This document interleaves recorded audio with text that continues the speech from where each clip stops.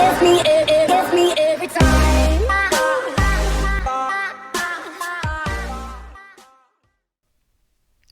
Hey everyone, David from Stat Freaks, and welcome to another exciting episode of Quick Insights for Greyhound Racing. Today we're going to explore our Greyhound data.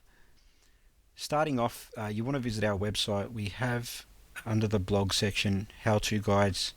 If you scroll down, we have a horse racing Excel data tutorial.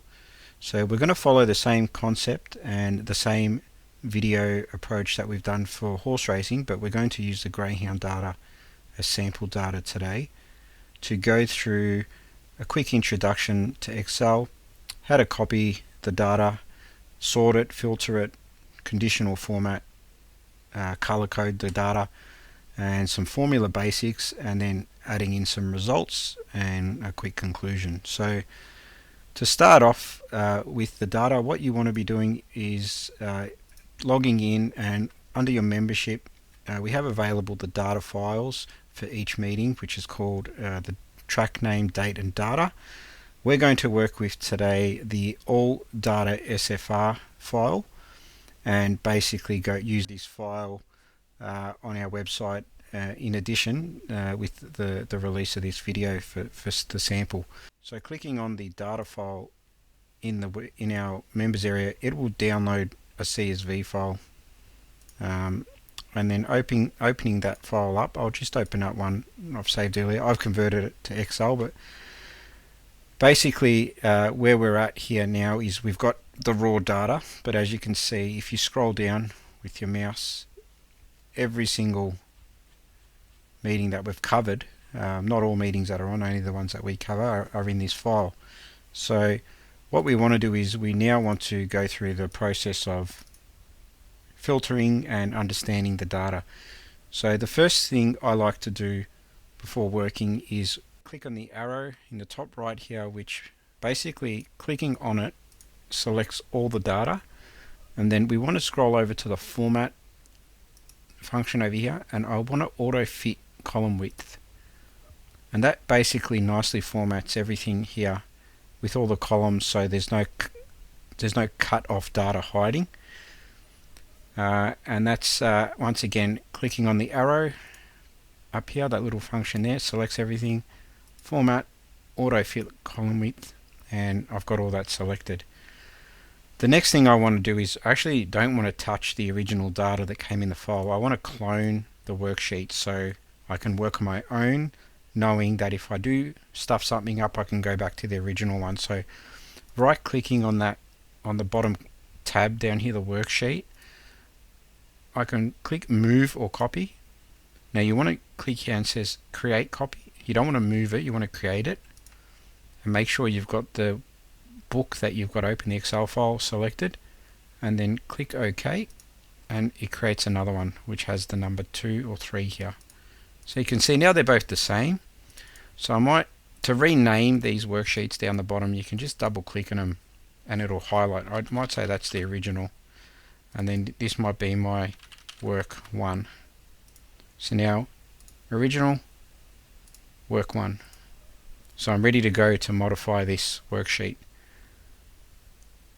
So then the next step I want to do is I want to sort the data based off a specific criteria. So let's say today, across all the meetings that I have, I want to sort everything by the ESR rank, which is the early speed rank, and I want to highlight I want to bring all the greyhounds to the top that are going to have the number 1, which are basically predicted to be jumping and leading out of the box. So to do that, I then once again click on that little function up here that selects everything. You want to then click across to the data tab, and then you'd want to click on the sort function here. So select all, data tab, sort. Now you want to make sure my data has headers is ticked on. Then you want to select sort by, and you want the ESR rank, early speed rank, and you'd want to sort it from smallest to largest. And there we go. Across every meeting it's sorted everything from smallest to largest for this column here, K, ESR rank. So just quickly, we've got with the variables here, apart from the standard, which is the race distance, the name, the box, etc., we've got the early speed rating, which is measured in lengths, early collision indicator, which where we think the dog may have a high probability of colliding with the dog on the inside or the outside, our StatFreaks rating in lengths, which is overall, and then the ESR, which is the early speed rank. We give everything a star rating, so a purple star means it's the best runner we've graded at the meeting. It's the best grader, but it's also the greyhound we think has the highest probability on the day of winning. So it might not be the actual fastest greyhound in the entire meeting, but it's the one we think in that race it's got the highest chance on the day. Out of all the other races, that greyhound there's got the highest probability of winning. We've got the data quality, and then we've got the field quality, which is basically our measurement in lengths of how we think the grade of the race is in our grading, and then a comment of each greyhound, and then how many runners in the race, which is important as well. So they're all the variables that we're working with today. So now that's a quick way to sort everything, and I can focus on the early speed greyhounds only. So moving along, I might actually then say, right, I only want to look at the greyhounds today that are going to jump out of the box with 1, and I want to look at where the early speed rank is above, or the early speed rating is above 2 lengths. So they're going to jump out and lead, and we predict they're going to have an early speed rating ability of 2 lengths over the average of the race. And then the SFR rating as well, we want that to be fairly strong. So to do that, it's as simple as finding this filter button up here. So where it's got the data tab up here, you want to make sure you've got at least one of these columns up here selected to start with. So clicking on data, select the ESR rank and click filter. It turns on this filter with little drop down buttons. We then want to click on the ESR one, and I want to look at only the ones that have a 1. Now as I scroll down, I can see the list is still fairly large. There's 68 selections, so there's a lot of greyhounds on today, running today. So I then want to say, well, I only want to look at the ones where the ESR, now if you need to make a column wider, you can actually click on these lines and just make something wider, or you can do that same process as we did before, home, format, and that'll bring it out with the filter on, makes everything clear. So going back to the filtering, I might say with the ESR rank, I only want to see ones that are fairly highly rated. Now, because everything's in length, you can see the scale, there's a lot of values. So with filtering, you've got another function under number filtering, and you can say I only want the ones that are greater than or equal to 2 lengths. Press OK. So I'll just show that again. Clicking up here next to the save button, you can click back and that'll undo your last step. Don't forget to press save as you're working, which is up here in Excel, or for those on Macs or something different, it'll be under file and save. So I've undone that step. I'll show that again. I've gone to ESR, and because the scale is so big, I can't just filter on something that's number 1. I say I can click on number filters, greater than or equal to, and I've just typed in 2 lengths for 2, and that list is shortened up a fair bit. I can then go on and say, okay, I only want the ones where they don't have an early collision indicator, so I can untick that one. And for the SFR, I only want the ones that are above, greater than or equal to 2 lengths. And then I only want to look at races where the data quality is 100.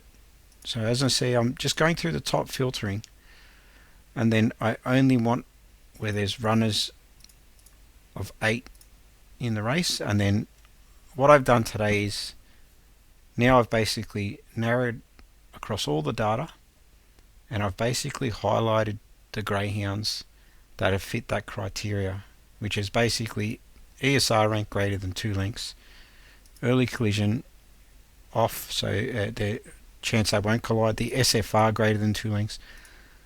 Early speed rank 1, and then the data quality 100, and then runners in the race 8. And that's brought me a nice list across the original. So if I go back to the original one, and if I just select the G column, it'll say, well, there was 485 lines today minus the heading, so there was 484 greyhounds today. We've now narrowed it down to possibly 10, and to do a count you can quickly just select the first one, hold your mouse and highlight them, and just down here in the bottom right it'll say 10 count. So I know there's 10 greyhounds there which look extremely strong. I can go through and do my extra bit of homework and go do some, I like to do some old school form and see, even though a lot of the data's factor that in already, I always like to double check and also see the latest market movements and things like that, and make a decision from there. But that's a quick way to do filtering, and that's using this fantastic function up here called filter, which I use daily for everything. So just remember that one. Now if you click on the filter button up here after you've applied all your settings, it will remove everything. So see how I've just ticked it, it's taken it off. If I tick it now I have to reapply it, so I'll just use the back button up here to get back to where I was. So if I accidentally clicked it and oh no, I've actually lost everything, you haven't. Just click the back button up here and press save. And then my recommendation from here is, once you've got those filters, to avoid losing it and you want to work on these greyhounds for the rest of the day, clicking this little plus button down here will create another worksheet, an empty one. Go back and basically just select the first cell, hold your mouse, drag all these down, it'll select everything. Right click here, click copy, and then go over to worksheet 2, right click here and just click paste, and I just select that first one and do that little step to format everything, and there's my runners for the day, which is perfect. I've got that saved down here, and I might call that selections, and that's for analysis just there. So there are my 4 greyhounds, 10 greyhounds I should say, on a separate sheet. And then I can go back to this worksheet, take off the filter, I've got my selections with that criteria. I can continue working through to do some other stuff. So the next step would be then, apart from filtering, we can actually color code a lot of things. So basically, let's just say I wanted to color code all the greyhounds that have an early speed rank of 1 and are in box 1, 2 as well. So the way I would do that is I can select box column by clicking F. I want to hold Control on my keyboard, and then I want to click K, so it highlights both columns at the same time. I then want to go to the Home tab up here with that still highlighted. I want to click on Conditional Formatting, highlight Cell Rules, and then click equals 2. A little box pops up. Just type in 1, and then I want to light fill that with green, so I'll change the color. And I've basically now got all the greyhounds the entire day that have box 1 and green highlighted. I can then highlight another column which might be the ESR and the SFR, and I might want to highlight anything that's greater than 2.5 lengths, so greater than 2.5 green, and that allows me to highlight some things there. So I'll just do that step again. So that was clicking on H, holding Control on my keyboard, J, Conditional Formatting, which is on the Home tab, and I want to do greater than 2.5. Oops, and I've done that in red. So I'll press back, just do that step again. So H, J, greater than 2.5, green, and I'm done. Now if I do the filtering process again, and why I'm showing you this is because it visually helps narrow down selection. So I might say, okay, I only want to focus on box 1, and I want to look for greyhounds that are in box 1 and have some strong profiling. So as I go down the list, I can look at that one there, Rumble Star. It's a concern it might collide, but it's a purple star runner of the day. And that might be something I want to highlight too. I might only want to highlight the purple star runners. So that's a text filter. I'm sorry, I might only want to highlight him. So not filter, go over to the home tab, select column L equal to, and just type in the word purple, space.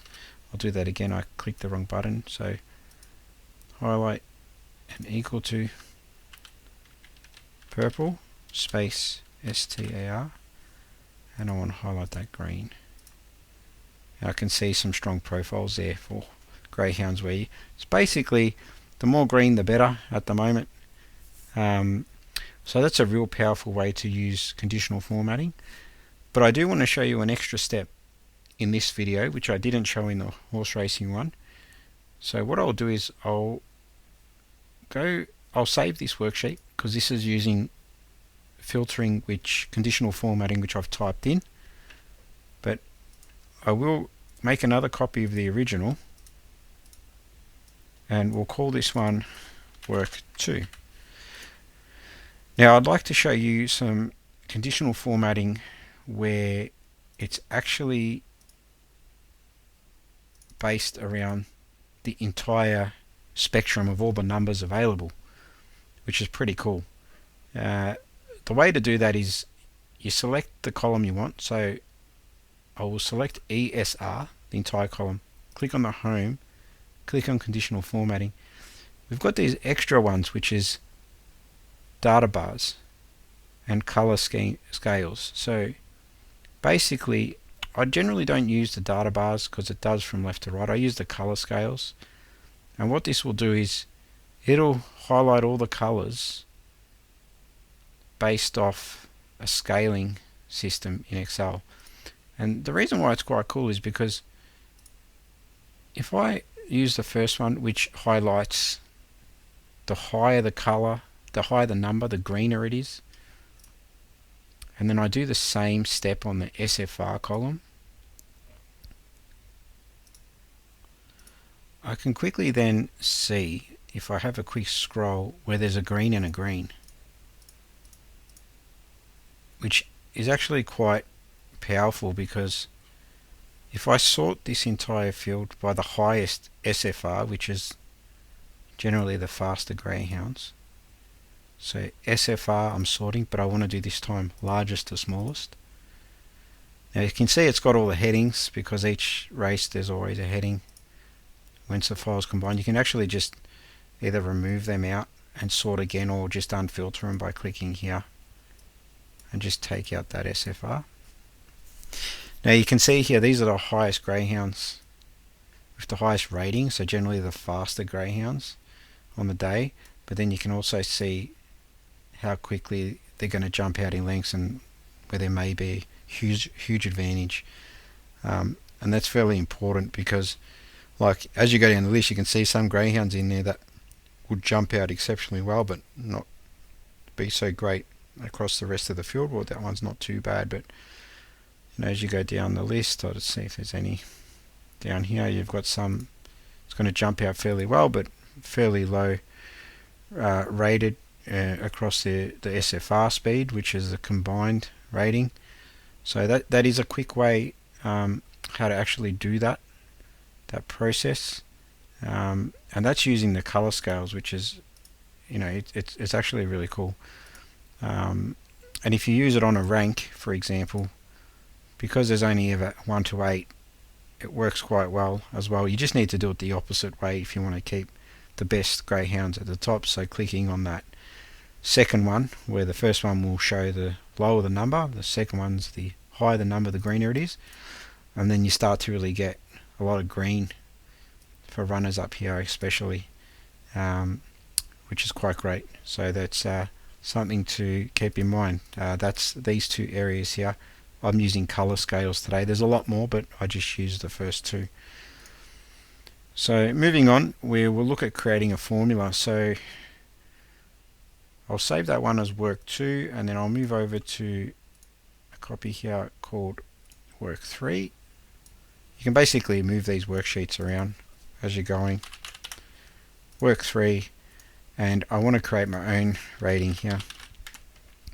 And basically I might just want to add the ESR plus the SFR, and yeah, that's just want to combine those two values. Even though the SFR already is incorporated with the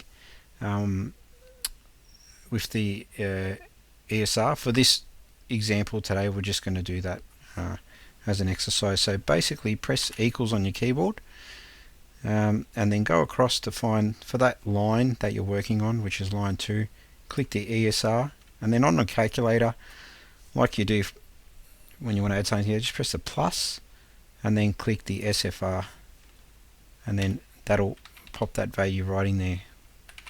So it's H2 plus J2, which is 2.5 plus 0 is negative 2.5. Now I want to do that for every Greyhound, but I don't want to type it in for each Greyhound. It'll take too long. So Excel's got a cool function called fill down, and if you click on that 2.5 and then go across here, there's this little scroll menu here. So you want to use this scroll menu. You don't want to click on it and press the down arrow, because it unselects the cell. So you basically click on the cell, go to the scroll button, go down to the bottom. Now before you click on the last cell, you've got to hold shift on your keyboard, press the last cell, and it will highlight everything, and then you want to hold control on your keyboard. So release the shift, hold control and press D, and it'll fill everything down and complete each of those Greyhounds. So I'll do that again. So clicking on the cell, scroll bar, move it all the way to the bottom, hold shift on your keyboard, click on the last cell so everything's selected, and then press Control D, and everything highlights. Now what I can do is I can then either color code it with my function here, and then I can select everything, data, sort, and I'm going to sort it by my rating, and I want my largest to smallest, and I've got all the comments there which I don't want, so I'm just going to, you can either delete them out or just unfilter them, and then I've got my Greyhounds there combined, which is quite cool. So that's how to do a formula and fill down. Basically you can combine many variables, but that was just an example. And then also adding in results. So let's just say I'll go back to that worksheet which I did earlier, which was selections, and I'll quickly type in the rating which I did there, which was ESR plus SFR, and then because there's not a full worksheet, I can just click the first one, hold shift, last one, Control D. I might put in my finishing position, I might put in my price, oh sorry, not there, next to it up here, save as I continue, and then what I can do from there is I can go through and populate everything as the day went on in these columns here. So the only other thing you want to keep in mind is basically as you're working through these values, you want to make sure this is in the right format. So clicking on home, select this cell, the column, sorry, and press the $sign. So whatever price you type in here, it will, so if I type in 14 for example, it puts a $sign there, which is, and then here you might want to put, okay, it didn't place, so it was unplaced. And then as you go through, as you work through the day, you can go through and just pop in all those values there, and it will basically do everything for you. So take us to Vegas, you might in here put win, and you might put in here, you know, $2.40. and then you scroll to the next one, and you might put in here win, and you put in here $3.70. So it's quite cool like that. I'm actually checking the results, so that's how those first three have sort of turned up on the day, just by chance. I did not pre-plan that. I was just hoping for the best, and seems to have worked, so I was trusting the data. So yeah, so that's how we do that. And then I might want to highlight these, so clicking on that entire column, and can say when anything's equal to win, I will make it green, and then anything that's equal to unplaced can be red, and then anything that is equal to PLC is yellow. So if I go find one which did not place today, actually placed, let me have a look here. Here we go, this one, that one there. That one there was a place, so that would be PL placed, and that the win price on that was 460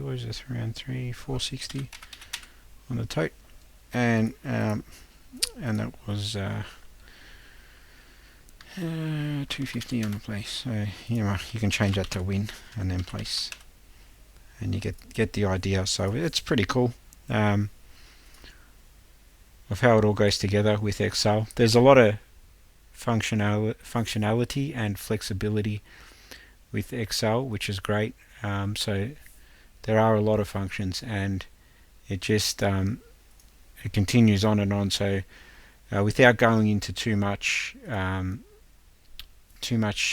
sort of detail with all the functions in here, so it's I'm just popping in these results for the sample file today, which is win, and that was 1.60. Nothing on the tote there, give you nothing. Was unplaced, and the last one, and that one was placed. So that's pretty cool. And those middle ones haven't run. Yep. So that's was $2 on the place, and I can just format that there. So this sample file will be available at the end of the day, but that's pretty much what I'm doing there. I'm highlighting as I'm working, and just working as I'm going through each of the settings. So that's pretty much it for today's tutorial. Just remember that there are many ways to create formulas, but we just did a basic one. The most important thing is to save things as you're working, because I find that I can be working on something for half an hour and my PC has a mind of its own sometimes, and will go off and crash and close Excel on its own because it thinks it needs to, or Windows will do an update and I can't run Excel for a day, or it'll shut it down while I'm working. So I've just come into this habit of just pressing save probably every 5 to 10 minutes. There is an autosave function, still don't trust it. So just keep that in mind, and make copies of your files as well. So as you've got files, and use a service like Dropbox where you can upload it and it's in the cloud. So if you do lose your PC, you've got all those Excel files backed up. And yeah, that's pretty much it. So thanks for tuning in, and I hope you enjoyed today's episode. Tune in next time for another exciting Quick Insights video where we'll cover off something in a little bit more detail, and we'll see you then. Thanks.